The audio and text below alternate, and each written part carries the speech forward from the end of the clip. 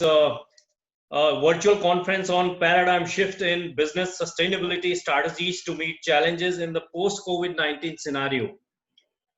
This program is being organized by the Environment Committee of PhD Chamber of Commerce and Industry. Our President, Dr. D.K. Agarwal, had approached Dr. Gupta. In fact, it was a very good move, sir, that the person like Dr. J.P. Gupta had agreed to be the chairman of this committee.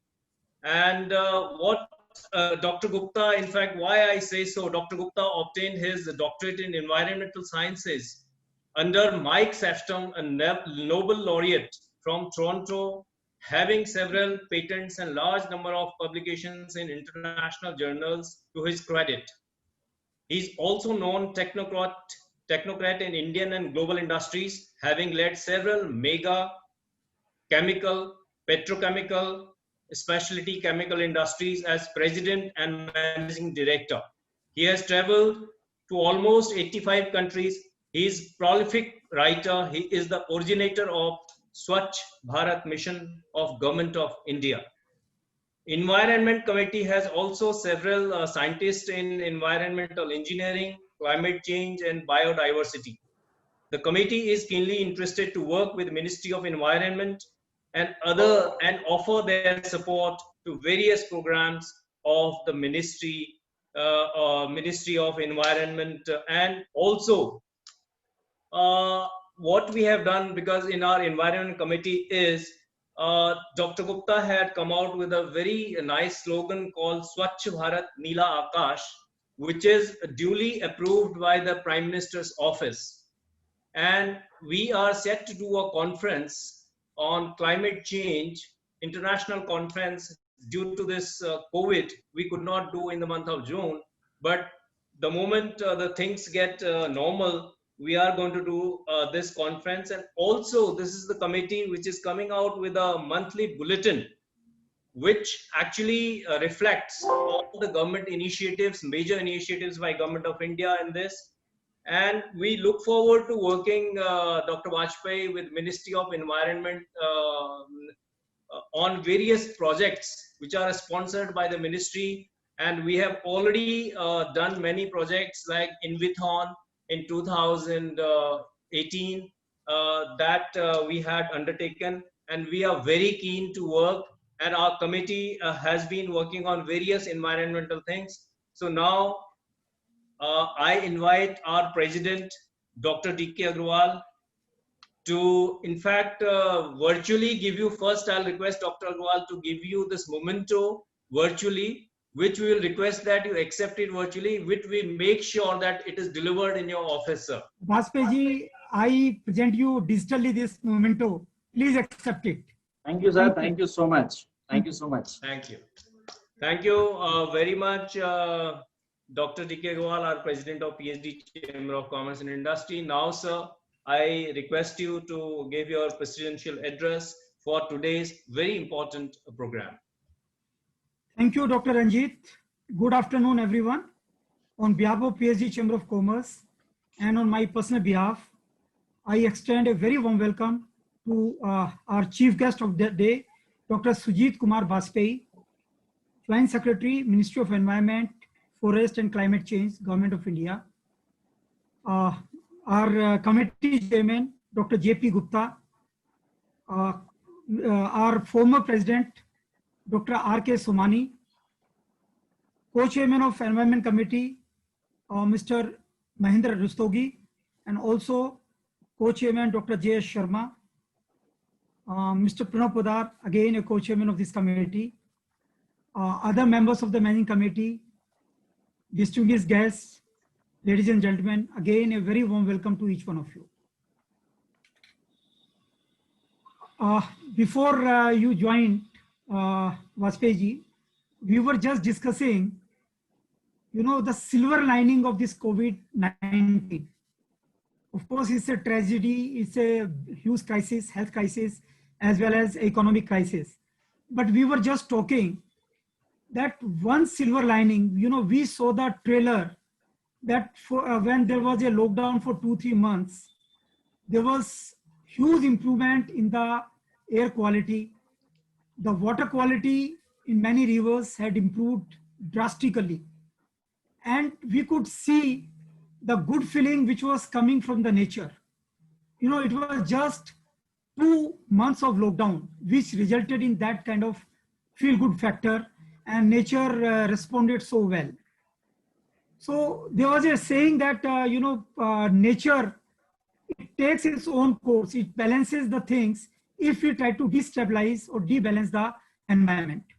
So considering these observations, I would like to congratulate our chairman of our committee, Dr. J.P. Gupta, for organizing this very important, very relevant event today, the webinar, which is titled as Paradigm Shift in Business Sustainability, Strategies to Meet the Challenges in the Post-COVID-19 Scenario.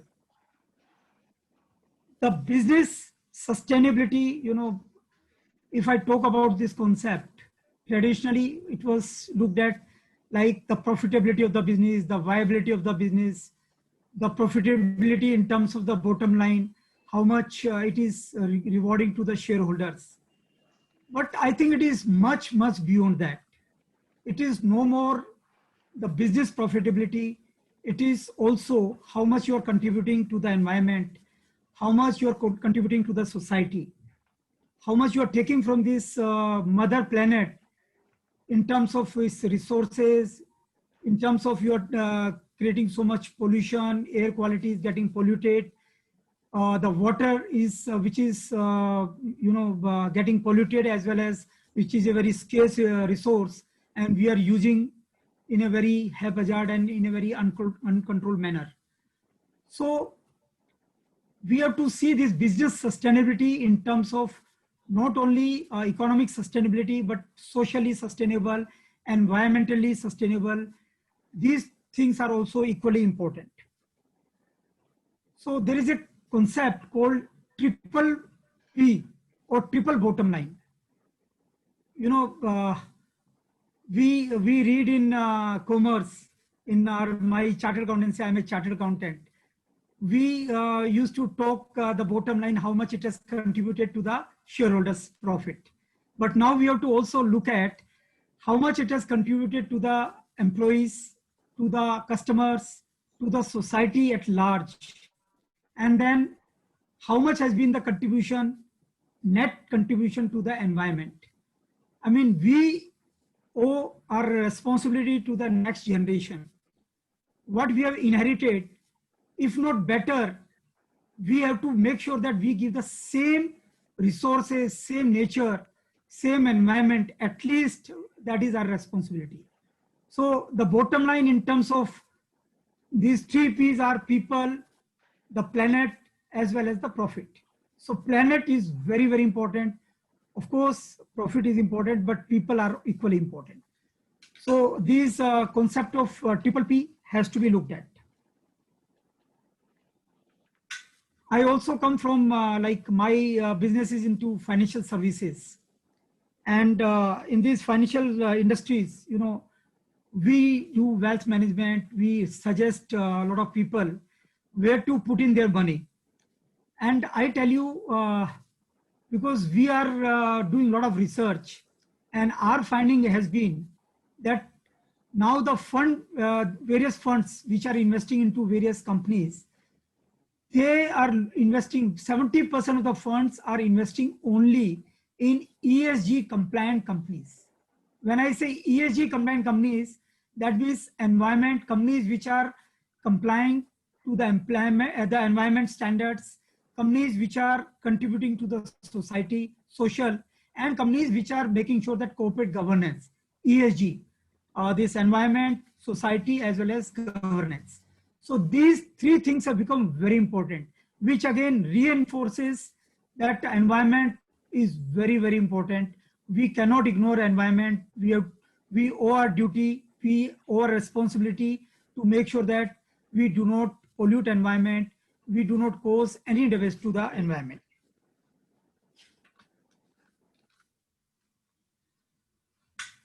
Coming to that, since now this is a COVID-19 time, we have seen that there is, as traditionally we used to look at business sustainability, And now the concept of business sustainability has totally changed. So post COVID-19, there has been disruption. The business model of most of the businesses, in this changed world, in this new world, many business models have become outdated. It is the technology which is driving most of the businesses. To become relevant, now businesses will have to work a lot. And maybe I will say this is an opportunity, because you are resetting your business, you are rebooting your business, you are taking new decisions. And now these decisions should be based on all these factors which we have talked about. So in this new environment, even the government, even they are the policy makers. I'm sure that before this COVID-19, we never talked of self-reliant India. We never talked of Atmanirbhar Bharat. But now whatever we talk, everywhere, the first thing which comes to our mind is it contributing to Atmanirbhar Bharat? Whatever we do, whatever action we do, whatever policy decision we take, it all boils down to whether it contributes to Atmanirbhar Bharat. Similarly, what I say that now, when we have to go for the recovery of businesses, one, that it has to be a green recovery.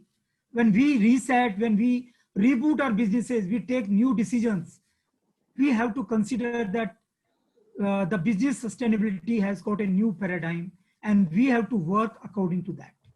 So I would not take much time, because we are all eager to hear you out. There has been a new draft regulation on EIA.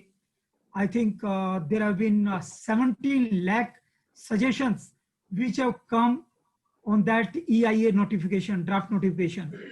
And I'm sure that, of course, the intent of that regulation is very, very good. We want to create ease of doing business.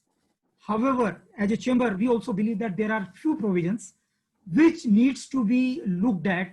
And out of these 17 lakh suggestions, I'm sure that some of the suggestions like reducing 30 days to 20 days for public consultation. And when you go for extension, I think we as a chamber believe that that's a good provision. When you go for expansion or modernization, and if it is a limited expansion up to 25%, then separate permission should not be required. So there are many provisions which will actually create ease of doing business, but there are few things which can be a concern. And I'm sure that ministry has said repeatedly, we are open, and that is why we are receiving these suggestions till 11th August. That was the last day, and 17 lakh suggestions have come. I'm sure the Joint Secretary would also like to talk on that also, though it is a bit controversial, but I believe that it is a very open platform. And the way you have received suggestions, that shows the openness of the ministry. And that is why you came to the public to give the suggestions. So with this, I close here, welcoming you everybody again. Thank you very much. Thank you, sir. Thank you very much. You have very beautifully articulated the very fundamental reason why this conference is, why this virtual conference is being organized today, and the importance of environmental social governance, ESG, that the investors are really looking for apart from the bottom line. So that's why this is extremely important in today's context. Thank you, sir. Now I invite Dr. JP Gupta, the chairman of our Environment Committee, to introduce Dr. Bajpai for today's program. Over to you, Dr. Gupta. Good afternoon to all of you. Good afternoon, Dr. Bajpai. Good afternoon, ji. Gupta ji, थोड़ा सा आप frame में नीचे थोड़ा सा ऊपर कर लीजिएगा. Your face is not visible. Thank you. Thank you. Good afternoon to all of you. Good afternoon, Bajpai ji. Good afternoon. We at PhD are immensely delighted and feel privileged to have you with us. It is a matter of great, rare opportunity for all of us to hear you. Absolutely. I will like to take few lines. I will not take time, and will like to conclude after telling about few things about you only. Dr. Sujit Bajpai is a brilliant Joint Secretary at Ministry of Environment, Forest and Climate Change. You can appreciate it is for the first time in the history of the country that a domain specialist in the field of environment is heading the key departments of the Ministry of Environment. Now you can well imagine the seriousness of our government towards the environment. Dr. Sujit Bajpai, you believe me, each and every word which I speak, it is 100% correct. Sujit Bajpai is a genius, scientist, and now a brilliant bureaucrat. He has a deep understanding of environmental related issues on biodiversity and climate change. He has years of experience before joining the ministry, before coming here in environment issues in private sector. It means he has a long years of experience to his wisdom. Dr. Bajpai is known almost an authority on the subject in India and abroad. He has always, for me, I tell you to be honest, he has been all being a experience for me working with him in my official interactions. He is extremely helpful, a true teacher and a guide for his colleagues. I have found him also a true friend as well. It is a rare opportunity for all of us to hear the words of wisdom from him on the topic what all of you have already defined and indicated. But I will like to request Bajpai only on one thing. I consider if you could induce interest in industries to take care of environment, which is the only key for a long-term sustainability. Otherwise, elder brother of COVID-19 is waiting to enter on this planet to show us the right path. I am really, as an environmental activist now, I will tell you, I am so surprised. People talk of and sustainability. Sustainability has nothing to do with environment. Both are totally independent. For me, environment is a temper. It is a spirit for every industry to sustain. Like a raw material, you cannot produce your products. Without safety, you cannot run your industry. Similarly, without environment, you cannot run your industry. The concept of appendix in the body regarding environment has to change.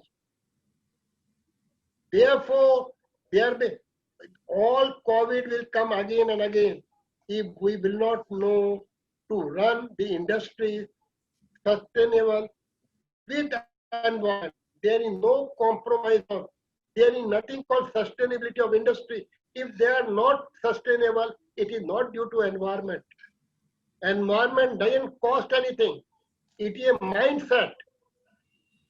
It is a mindset, nothing else. Therefore, my request to you that it is a very important program to industries. Try to create interest.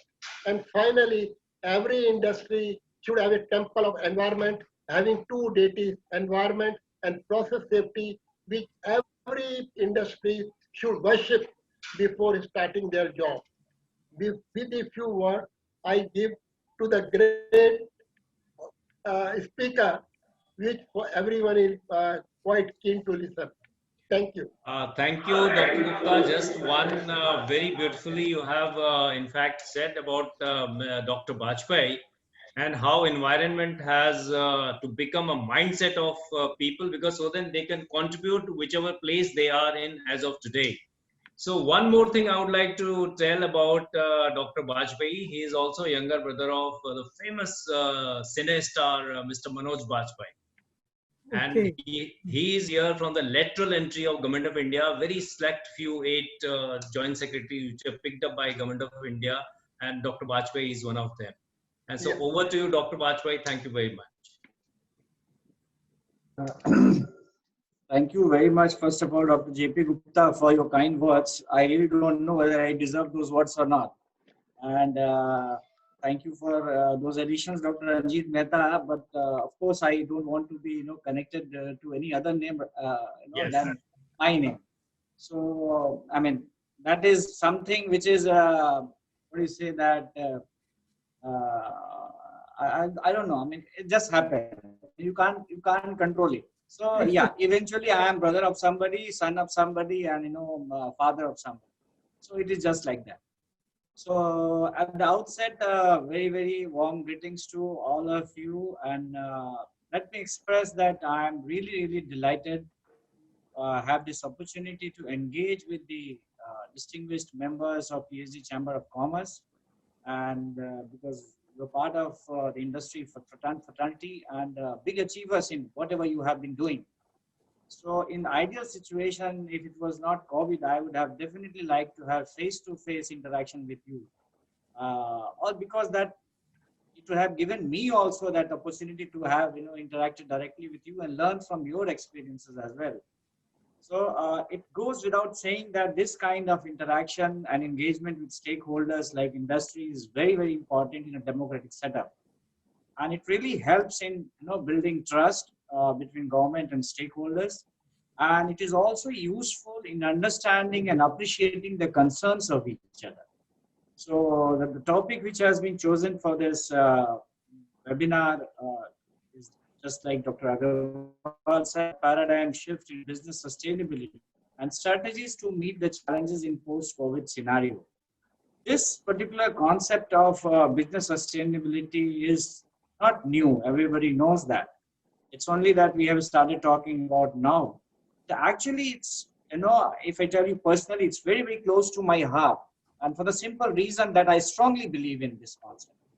And after seeing this huge impact of COVID-19 on everything, and businesses are no exceptions, that belief has become even stronger. So when I got this, invitation from PhD Chamber of Commerce, I immediately agreed to it because, I thought this is the right time to talk to the industries. So let me, give a brief concept about, because I know Dr. Agarwal has very nicely, talked about it, but many of you may not be, very thoroughly, you'll be just reading about it, but may not be that much connected to the topic. So what is a sustainable business, if you say? For me, it's one that creates profits, just like he said, the triple P, creates profit for the stakeholders while protecting environment, and at the same time improving the lives of those with whom it interacts.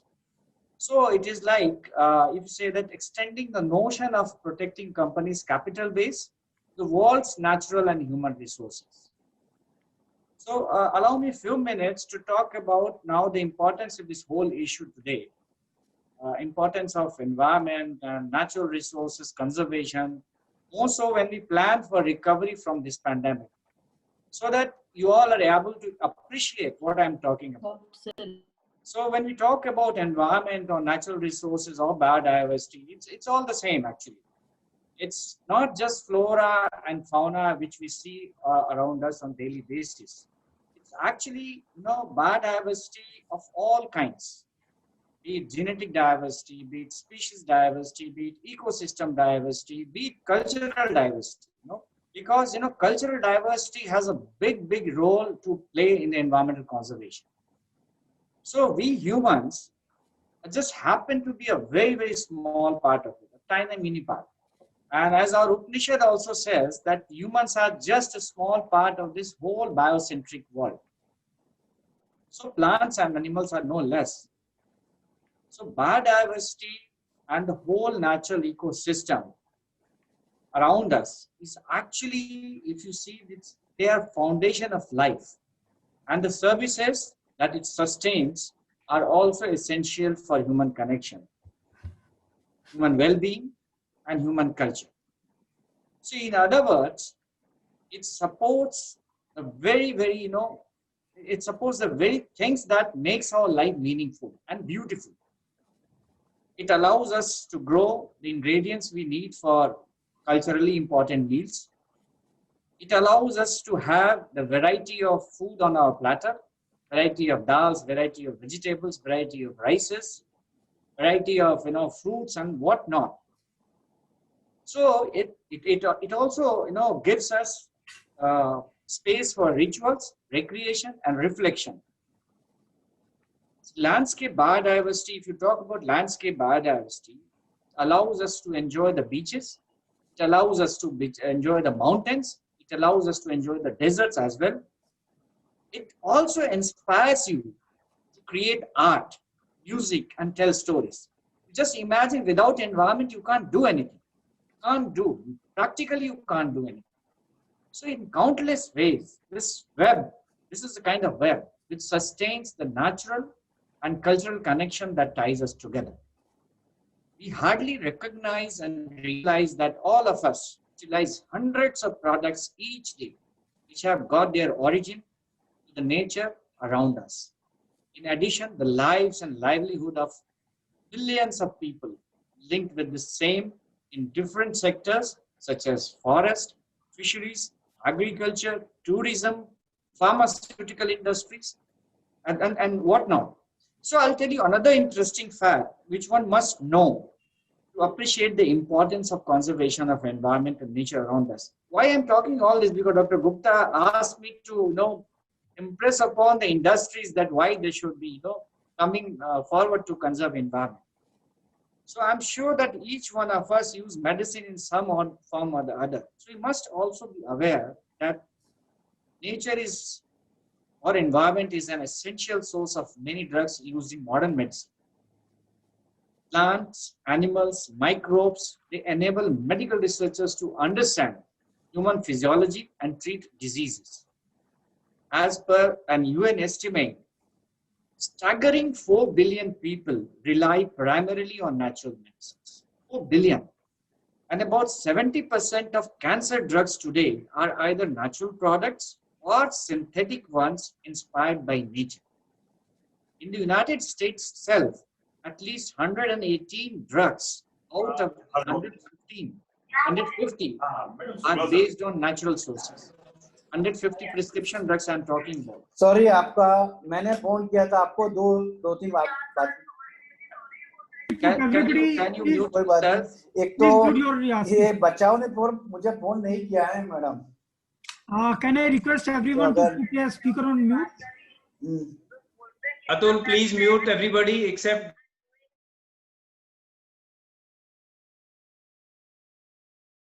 Yeah. So if that is not enough to understand the importance what I'm talking about, then I'll tell you another fact. That roughly $44 trillion of US dollars of economic value generation, which represents more than half of global GDP, is moderately or highly dependent on nature and its services. So we are now aiming for $5 trillion economy. I'm talking about $44 trillion dependent on that. So even in financial terms, you see the importance of this whole thing. So construction, agriculture, food and beverages are the three largest industries that are most dependent on nature. So such industries, they require either the direct extraction of resources from forest and oceans or rely on ecosystem services such as healthy soils, clean water, pollination and stable climate. Among the hundreds of millions of people living in poverty, more than 70% depend on natural resources on their livelihood, whether through farming or through fishing, forestry, or other nature-based activities. So you may be also surprised to know that in spite of so much of importance which I am talking about, because of the anthropogenic reasons, we are losing species at a rate 1,000 times greater than at any other time in recorded human history. And 1 million species out of this, about 8 million species on the planet face extinction today. So many would think that how does it make a difference even if we lose few millions? But it is not so. When we talk about biodiversity, each species is important. Species are like a brick in the foundation of a building. With loss of each brick, the sustainability of the structure goes on increasing till a time comes that it collapses. So that's the way the whole ecosystem works. So if you see the nature or the biological diversity which you just talked about is in one line, if you say that it is a richness of life and human survival. And our lives are intimately tied up with the existence of it. And the current crisis where we are all together in is just testimony to that. Although all of us have been reading and talking about, hearing about it for the last 6 months, almost day in and day out. But still, I would like to touch upon this issue. That what is the basic reason of this whole issue? It is just one invisible virus, part of the same nature, part of the same biodiversity around us, which got transmitted from bats and pangolins to humans and caught these supposedly the most powerful creation of nature, that is humans, unaware. So now there is a broad consensus among scientists. Now this kind of diseases, which you call zoonotic diseases, because it transmits from animal to humans, that like this disease like this are, they are closely linked with the loss of biodiversity and forest, and of course illegal wildlife trade. So you can imagine the power of nature that even the so-called developed countries till date do not have any immediate solution to this problem. Some of the researchers have shown that fatality rate is higher in the areas where air pollution was high. Some show that men are more vulnerable than women. Some say that adults are more 65 years, adults more than 65 years and children less than 12 years more vulnerable. There's so many studies going around the world to understand the cause, reasons, and solutions, and as well as its impacts. But the sum and substance of the entire discussions that we do not have immediate solutions. This is a fact. So impact of this pandemic is so huge, so complex that it will continue to be analyzed for years and years to come. But story doesn't get over there. As per the available data, only 14% of known human pathogens are viruses. And these constitute 44% of the emerging pathogens, pointing to the growing threat of viral diseases. So, and of the viruses that have emerged in over 4 decades, 75% was zoonotic origin.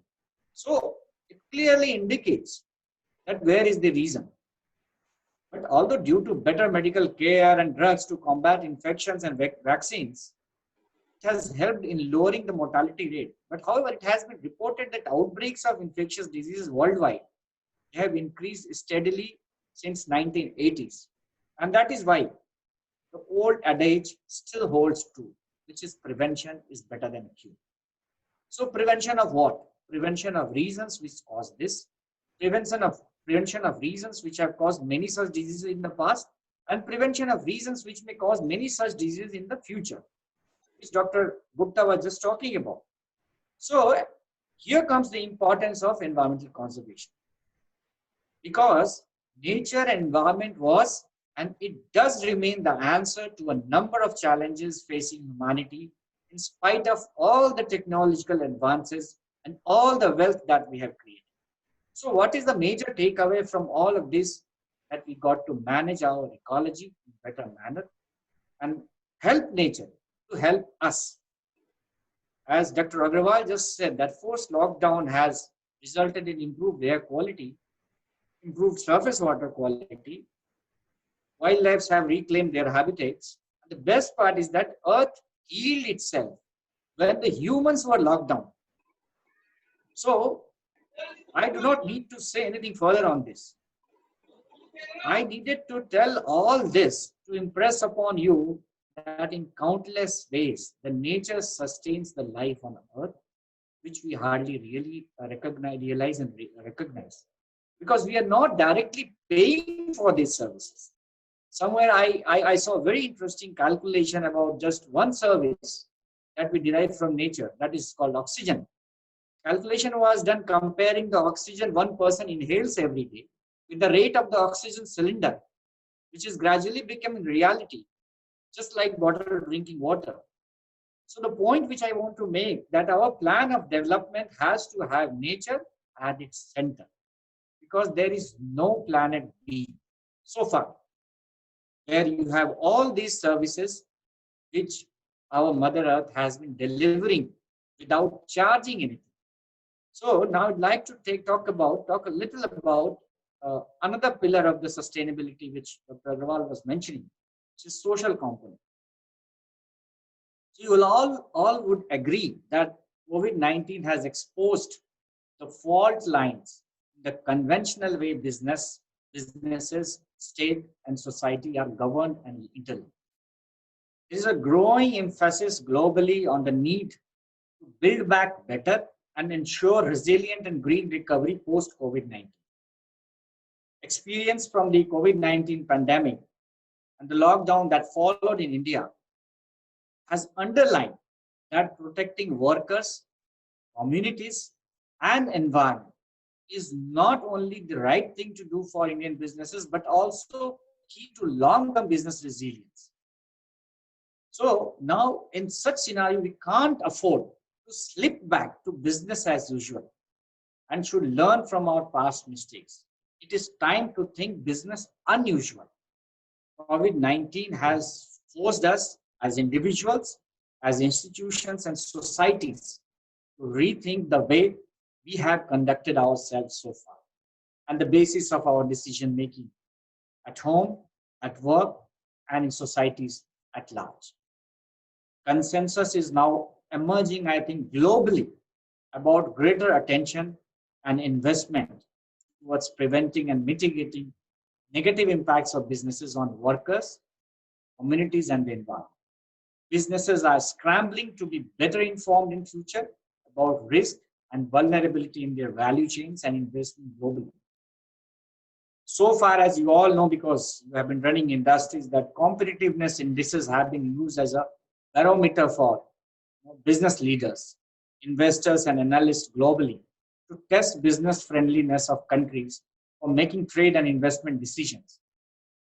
A big question post this scenario is about the extent future trade and investment decision can be made solely based on such indices, given their narrow focus on only economic indicators and infrastructure.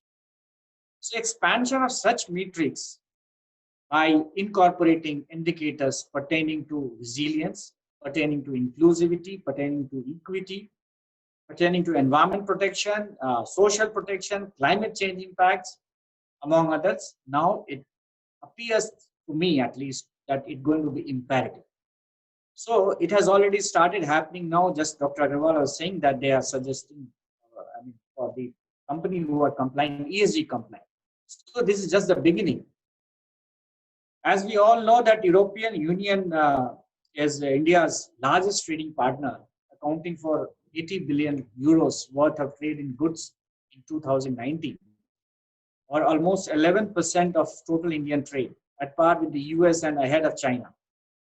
EU is the second largest destination for Indian exports, over 14% of the total after the US.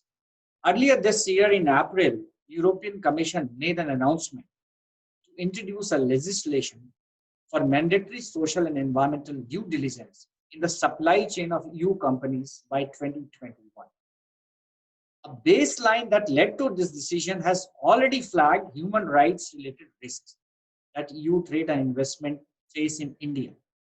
So EU companies will need to disclose now the social and environmental impacts of their trade and investment activities.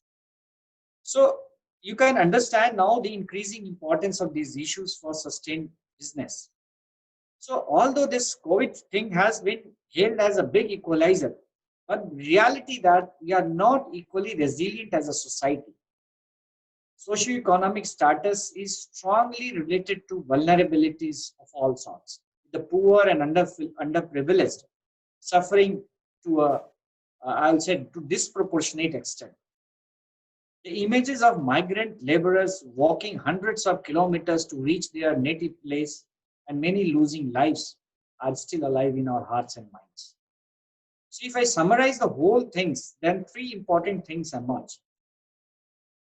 The number one is planet. That climate change or any other, even this pandemic, they're all strongly related to anthropogenic activities. As we all remember that during lockdown, there were rare sightings of blue skies. Right from Beijing to Delhi, and worldwide CO2 emissions are predicted to fall by around 8% in 2020. Second most important thing is people. As I mentioned a little earlier, that COVID-19 has been hailed as a big equalizer. But the reality, I just said that the this most vulnerable poor class have been hit the hardest. Profit is the third thing. We cannot survive for long without economic activity. That is a fact. And the creation of financial value. Millions of businesses are falling in the face of pandemic, and as many as 40% of businesses may not reopen after this disaster. That is the estimate. A couple of days ago, there was a survey that only 1/4 of the MSMEs are able to operate on even half their capacity. So if this pandemic has taught us anything about how to overcome our social environmental challenges, it is that each one of us as individual, companies or governments need to take ownership of the future. Being a spectator is no longer an option. There are many who believe that sustainability, that is, the well-being of our planet and its people is important. Many of you and many of us, but it's someone else's problem. And that is what is reflected in many companies which have a sustainability department. Everyone will point to the department as being responsible for everything related to sustainability. So most companies, just like, anything happens, everybody will point their finger, Ministry of Environment. This air is polluted because of Ministry of Environment. So similarly, all the companies will point finger to the sustainability department. So most companies fail to, grasp the nuances of the sustainability concept and thus are unable to galvanize their employees to integrate sustainability into their everyday operations. So this is unfortunate because sustainability permeates every aspect of a company's operations, from procurement to disposal, and it is only with the active engagement of every employee, each and every employee, that companies can transform their business model to be more sustainable. There are some companies who are global leaders in sustainability because they are clear that sustainability is the responsibility of everyone in the organization. So these companies are not only at the top in terms of social environmental progress, but they also have a more engaged and productive workforce, and they are also profitable in the long run. I would like to also remind that, as we all know, that our Honorable Prime Minister has given a clarion call for Atmanirbhar Bharat. So we have to pull up our socks and work for realization of his dreams and vision. But our path of recovery has to be one which leads to sustainable, resilient, and inclusive development in the long run.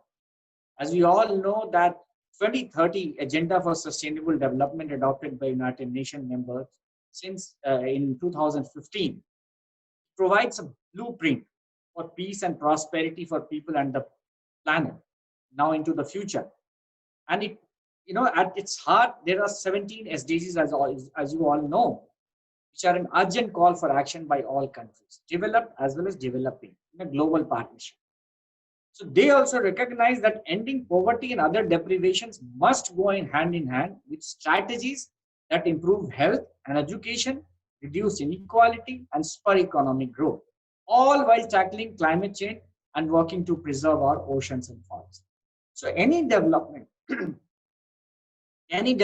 without meeting the SDGs will be incomplete. So while the pandemic has presented enormous health and economic challenges, there are also opportunities to jumpstart these economies and rebuild societies through green recovery plans that are aligned with this 2030 agenda. So there is a consensus worldwide that is the only way countries will recover from this COVID-like pandemic in a way that ensures prosperity for all and builds resilience. If the international community remains committed to the Sustainable Development Goals and Paris climate change, they are going to be our pathway. So basically, these are, as I said, they will become our roadmap, 2030 Agenda and the Paris Agreement. A lot of work has been done by ministry in recent years. I will just touch upon those. EIA 2020, which Dr. Agarwal asked me to do that. Although I'm not dealing with policy, but yes, I'd like to touch upon those little things which is very important for all of you. It is in public domain, as we all know. It was in public domain, and it's very comprehensive notifications because now it has incorporated all those amendments which happened after 2006, around 55 amendments, and around 230 OMs, various court orders over the last 14 years. For us, the guiding philosophy of this new notification is that it promotes environmental cause. It removes redundancies, It will encourage modernization and ease of doing business. It will also bring defaulters into environmental regime, definitely with requisite action, penalty and remediation. It also introduces standardization and technology-driven process. We are going to have a very modern technology-driven process for which the work is going on. If I talk about major salient features of this notification, as I just said, it's a comprehensive notification. Rationalization has been done. Decentralization has been done for the projects. Fast tracking of the ECs for small projects have been done. Modernization has been encouraged expansion projects. Monitoring mechanism is going to be strengthened very strictly. It's going to be very strict monitoring system. And I would like industry associations a big role in this. Automation of processes, validity of EC straight away at one go, provision for dealing violation, I just said, as non-compliance cases. So a lot of work is being done. Even during lockdown, ministry has taken all necessary measures with the help of our committees, like Dr. Gupta is heading one committee, all necessary measures to ensure expeditious decisions on the projects without compromising on procedure and quality of operation. So now the onus, I would say, is on the businesses to be responsive in making your business more sustainable in this post-COVID scenario. So for that, I'll just request you three things.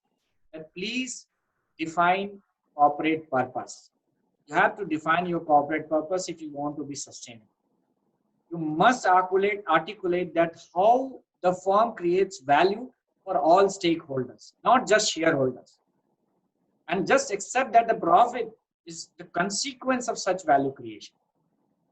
So if you define this process, then it will be clear to you that businesses exist to serve society and not the other way around.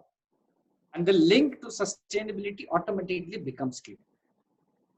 So once your purpose is defined, then it has to be brought to life. Then you have to define the concrete sustainability goals by answering simple questions. And where is the company's growth likely to come post-COVID-19 and in the future? What new trends will affect demand of our products and the supply of our raw materials? What do our stakeholders want from the businesses? And focusing on a few material areas takes time and effort, but the business's results are worth it. Third is empower stakeholders and establish collaboration. Because once your purpose and sustainability goals defined, you are ready to create motivation and ability among your stakeholders and to help integrate those sustainability goals into their daily work routines. Then you have to collaborate. Industrial collaboration just like this is very important in addressing complex problems because it helps in making systemic changes required for the planet, people, and undoubtedly the business too. So if everything fails around you, you also fail.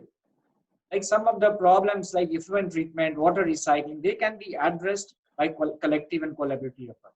So now in this Atmanirbhar Bharat, as our Honorable PM said on 15th August, that we have to be best in everything. So let us promise ourselves that we'll leave no stone unturned in turning his vision into reality, and we'll do everything possible to make this planet a better place for our next generation, entire humanity, without compromising on the need and aspirations of the current generation. India has always followed the path of whole world is one family. So therefore, the world is one family for us. So alongside financial development, mankind and humanity and environment around us should also get equal importance. I'll request PhD Chamber of Commerce to ask for a sustainable policies from the government, from the ministry. You should demand that please give us a policy which helps in sustainable business. Rather demanding shortcuts to clearances, you should always ask for a sustainable policy. I will just talk about. With these words, I think I have taken a very long time, but because this subject was very close to my heart, so I become passionate when I talk about it. So with these words, I conclude my talk, and thanks again to PhD Chamber of Commerce for giving me this opportunity. Thank you so much. Vajpayee, I must say, it was a very inspiring speech, and whatever you have told, it really touched our heart.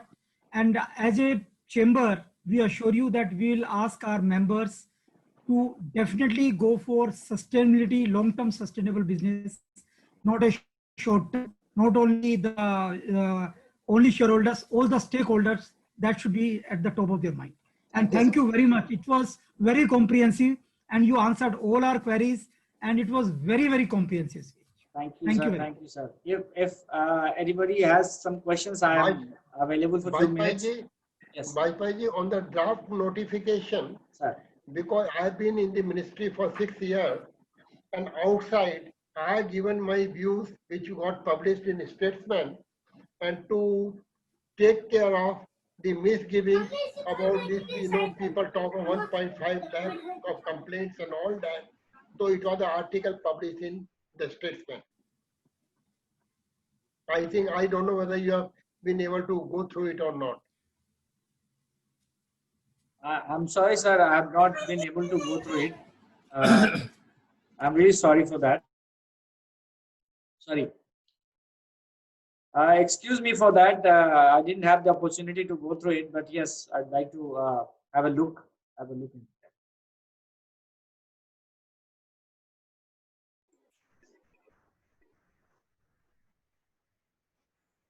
Can you unmute yourself, Dr. Agarwal? Hello. Yes, yes. Good afternoon, everybody. This is Saurabh Sanyal, the Secretary General of the Chamber. I extend a very warm and hearty welcome to Dr. Surjit Kumar Bajpai, who gave an excellent, detailed account on the scenario of the paradigm shift in business sustainability. Thank you, sir, for giving us such detailed comments and your observations. And President, in fact, gave out the outcome of your talk today. I mean, it is really wonderful. I am sure the United Nations has also chartered out the SDGs, which are forming very much part of this sustainable businesses.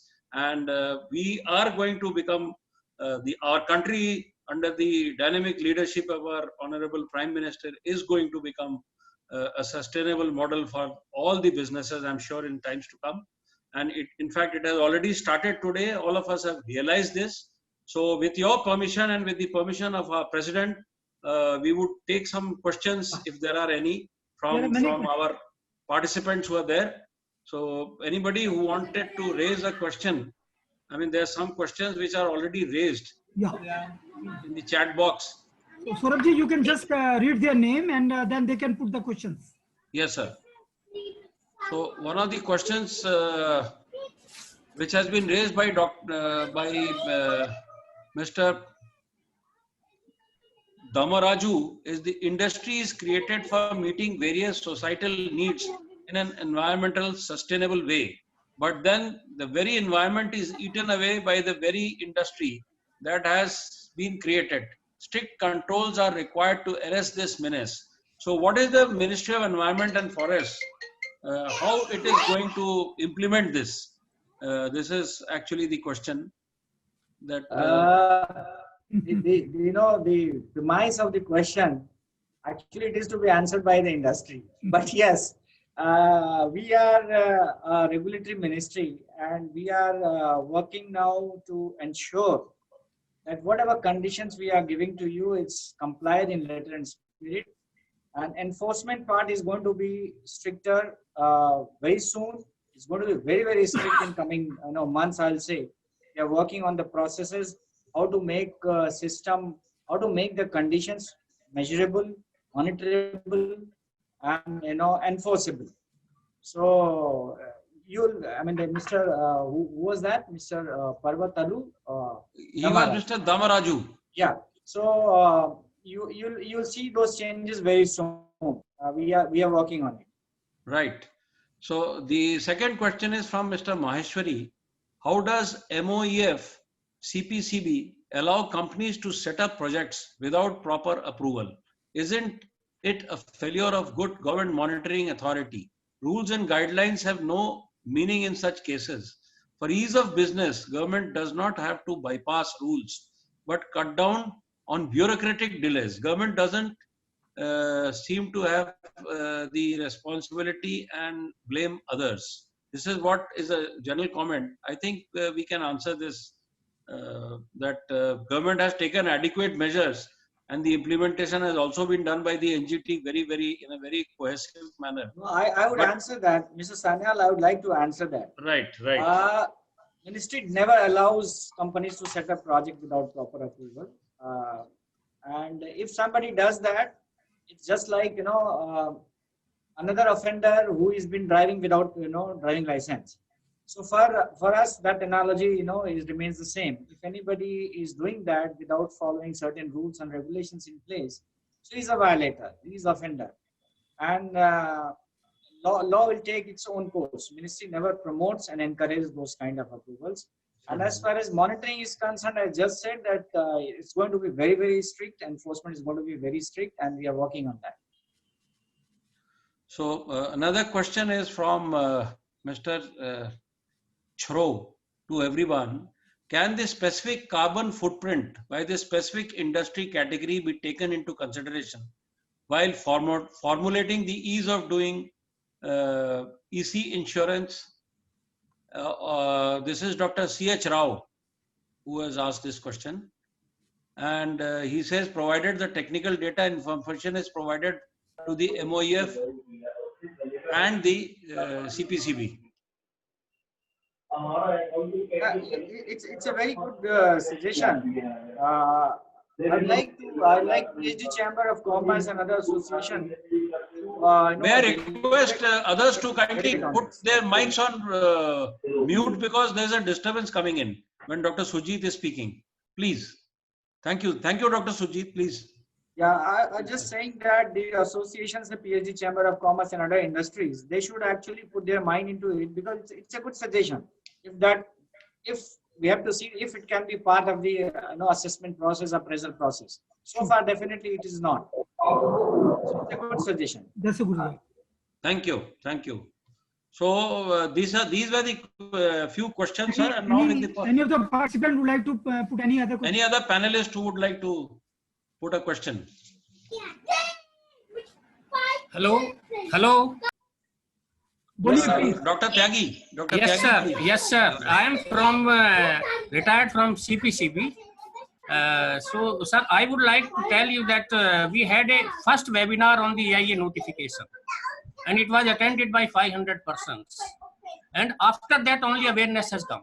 And this was organized by the IAPC, Indian Association for Air Pollution Control, SK Gupta ji sitting here, and the CPCB Alumni Association.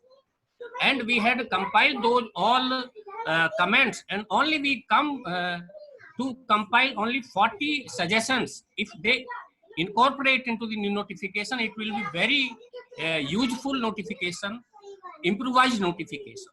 And second, my suggestion is that MOEF has a scarcity of the manpower. Not only MOEF, all the state boards, central board, and government is not favor in giving the manpower. As of its available, sir. Retired manpower from the ministry, state boards, central board now are in plenty available. If they utilize that experienced manpower, it will be very helpful to the country. So this is my just suggestion. If Dr. Sujit is hearing this, because he himself is a technocrat, he has come to the IAS. So if he can take lead into this, it will be very helpful to the country. Thank you, sir, for your suggestions. Thank you, sir. Thank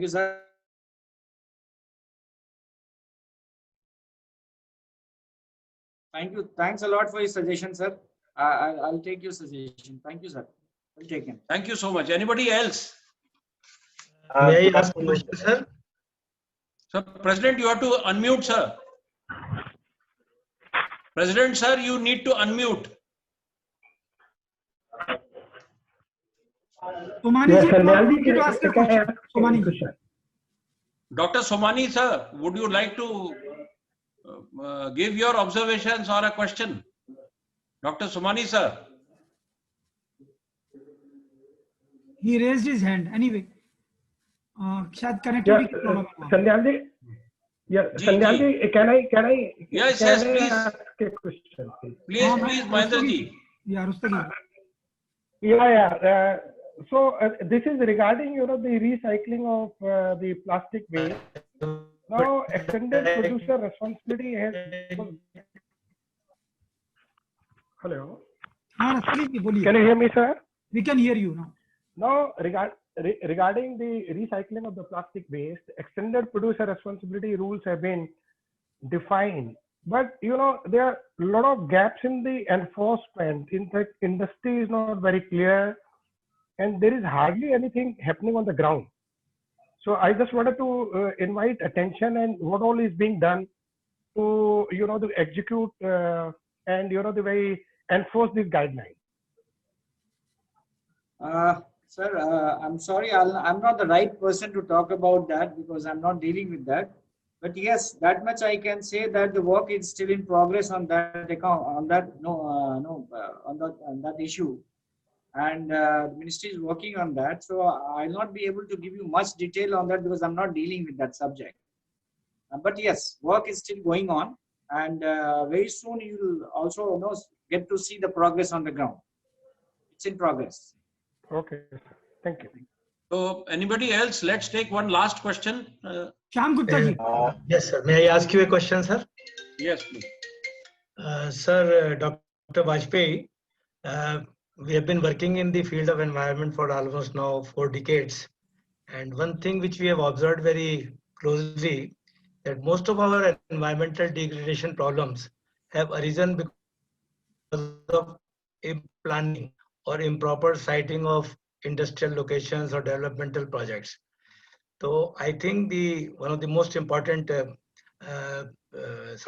issue of concern should be how to address this, that industrial projects or developmental projects are properly located based on some scientific and detailed studies of the location of the industry. The siting of industry is a very, very important issue, sir, in the country, because areas where groundwater is depleted, already depleted, we are putting up water polluting industries. Where there is more dispersion is available, we are putting more dusty industries. So these kind of considerations based on scientific studies, I think should be considered by the ministry very seriously, sir. This is my suggestion, sir. Your suggestion is well taken. You are working in a field of consultancy or you are working with some companies? Well, sir, I started as a indigenous instrument manufacturer in the country in 1980. The first one to start indigenous air quality monitoring instruments. Then we also worked on environmental consultancy and pollution control devices. Yeah. But now, with my advancing age, I am restricting myself to hardware development, indigenous hardware development. That's good. Actually, the purpose of asking question like, we are completely dependent on consultants for making a good EIA. And so far we have been relying on the EIS prepared by the consultants accredited by QCI. So now that aspect also is being looked into by the ministry separately, because a lot of work we are going parallelly and simultaneously. So this consultant issue, because we believe that EIA is a document which forms the whole basis of decision making. Yes. And in EIA, citing is the most important criteria for us. As far as my domain expertise goes, as you said, that citing is the most important criteria. Right. So that consultant, I was taking some interviews of consultants and some for the ministry, and the question which I asked with, they were all from consultancy background. So I asked all of them, have you ever suggested your client that your proposal for having this industry at this location is good for this reason or bad for this reason? What are the pros and cons of having this site here? So they said no, because the PP wants the project there only, so we always give positive. So what I said, that consultants for us, for EAC, for Expert Appraisal Committee, they are just like lawyers in the court. Of course, they are hired by the project proponent, but they are supposed to assist the Expert Appraisal Committee and the ministry in taking a considered decision. So that is why we have now, ministry has decided to work simultaneously and parallelly for the capacity building, for the sensitization of the consultant also. So we are working on that aspect also parallelly. So I guess in coming months or so, you'll get to see the difference. Thank you so much. Thank you, Dr. Sujit. Thank you, sir. Thank you. So now it is the privilege of Dr. J.S. Sharma and Mr. Pranav Poddar, the co-chairmen, and the chairman, Dr. J.P. Gupta, in case they have any questions for the Honorable J.S. Please unmute, Dr. Gupta. Yeah, I'm telling you, Dr. Bajpai is a very busy person. He has given a lot of time to us. Now, Right. Finish it. Yeah, Right, right. Thank you, sir. Thank you, thank you. Can I put my 2 comments? Am I audible? Yeah. I'm Dr. Rakesh Kumar from Indian Chemical Council. First of all, I want to put my appreciation for such a wonderful lecture by Dr. Bajpai. Actually, after hearing Dr. Bajpai, it reminded me of my days when I was working with. Your voice is not very audible, Mr. Rakesh. आप ये सौरभ जी आप इनके question ले लीजिए और बाजपाई जी से अपन इनका answer लेकर इनको भेज देंगे. ठीक है.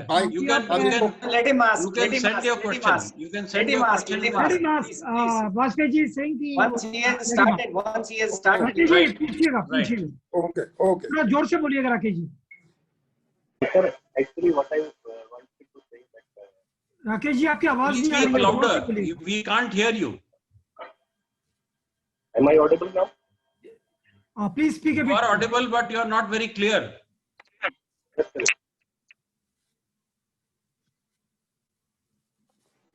Am I audible now, sir? Yeah. Now you're audible. Better. Okay. So, first of all, sir, I just wanted to take 2 minutes to put my appreciation to Dr. Bajpai's excellent lecture. Actually, in fact, after hearing his lecture, so I somehow got very enthusiastic because all the things he has talked about, like biodiversity conservation, species diversity, because I have been working in this field for last 10-15 years in the areas of ecological restoration of degraded ecosystem. But now I am in the Indian Chemical Council, so I am looking after the sustainability, environment and regulatory issues at Indian Chemical Council Delhi office. So one of the suggestion, and I think Dr. Bajpai also put it correctly, that is regarding the these consultant, because till date no consultant has given an adverse report. So we have been putting our suggestion to the ministry for a long time that there should be a centralized system of the monitoring of the data, and there should be a centralized database. Like if some industry is putting up a plant in one location, so they can obtain the data from that centralized facility, which can be under the control of MOEF. So in MOEF, there was some exercise few years back where this step was taken, whether it can be developed one centralized database and one agency can be deputed. So I think because what happens whenever the project proponent comes for EC, and because no consultant will give the adverse report, so what happens most of the time there is a question mark on the data which is supplied by the consultant. So I think it is very, very important that if we can have some kind of facility from the central government for that centralized database, it will remove the ambiguity and also the carrying capacity of the area. Suppose we are having 50 industry, so in that area, how much more industries can come up and how much environmental load they can take up? Because otherwise these problems of SEPI and the moratorium will continue, sir. So this is my humble suggestion to Dr. Bajpai. Thank you. Those suggestions well taken, and we are working on this centralized database system, of course. And but having said that, centralized database system is not going to eliminate the process of data collection for individual industry. That will definitely be collected and need to be collected. The only thing that we'll be able to compare with the database which we have. But yes, we are working on that. And as far as another suggestion is concerned, carrying capacity, it's a good suggestion. And in some areas, I think some of the organizations, they are taking up this individual basis for the notified industrial areas and all. But at ministry level, we need to take a policy decision on that. Yeah, it's a good suggestion. We'll consider that. Thank you, sir. Surajit, please conclude now. So thank you, sir. Thank you. Good afternoon, ladies and gentlemen, all distinguished panelists for today. On behalf of the PhD Chamber of Commerce and Industry and on my own, I extend my gratitude and a hearty vote of thanks to our chief guest, Dr. Sujit Kumar Bajpai, Joint Secretary, Ministry of Environment, Forest and Climate Change, who enlightened us on his on the keynote address given by him today on the paradigm shift in the business sustainability strategies to meet the challenges in the post-COVID-19 scenario. Thank you so much, sir, for giving us this keynote address. It was really, really very remarkable and very candid for everybody, for all the industry captains who have joined us today on this webinar. As rightly mentioned by our president, Dr. D.K. Agarwal, the pandemic has disrupted the Indian business severely. It has brought to notice the fault lines in the traditional way of business. Business and sustainability need to be integrated as one. There is a growing need altogether to build it back to a better, more robust green economy so that the businesses move ahead in a positive trajectory post-COVID-19. Many industries are already adapting to new ways of working. Businesses that manage to align their activities with more sustainable innovations are ultimately able to achieve the goal of green businesses. A harmony in the environment, social and financial demands is not only the right thing for Indian businesses, but also the key to achieve long-term business resilience and sustainability. With these words, I once again thank all the panelists, our President, Dr. D.K. Agarwal, the Chairman of the committee, Dr. J.P. Gupta, the co-chairmen, Dr. J.S. Sharma, Mr. Pranav Poddar, and Mr. Mahendra Kumar Rastagi, and the entire Environment Committee team for making this webinar a great success. The credit goes to Dr. Ranjit Mehta ji and his complete team, Ms. Kanchan, and of course, under the stewardship of Dr. J.P. Gupta, who put across this beautiful conference, which has really worked out. And I'm sure we will make the recommendations and mail it to each one of you. And as Dr. J.P. Gupta brought out, in due course of time, maybe during the last quarter, that is during January, February or March, if we are very fortunate, then we will have a grand environmental summit in which all these issues one by one will be discussed, and PhD Chamber will take the initiative of making green businesses, ensure sustainability, go with the UN SDGs for good business and green business. With these words, I once again thank you all the panelists, all ladies and gentlemen who have attended this webinar today for sparing the valuable time. Thank you and Jai Hind. Thank you. Thank you. Thank you so much. Thank you, Vajpayee ji. Thank you very much. Thank you. Vajpayee ji. कभी face to face मिलते हैं अभी. हाँ बिल्कुल जी, बिल्कुल. Normal हो जाता है. Thank you, sir. Dr. Gupta साहब. Thank you, Gupta ji. Thank you very much. Thank you, Dr. Gupta. Thank you, sir. Thank you.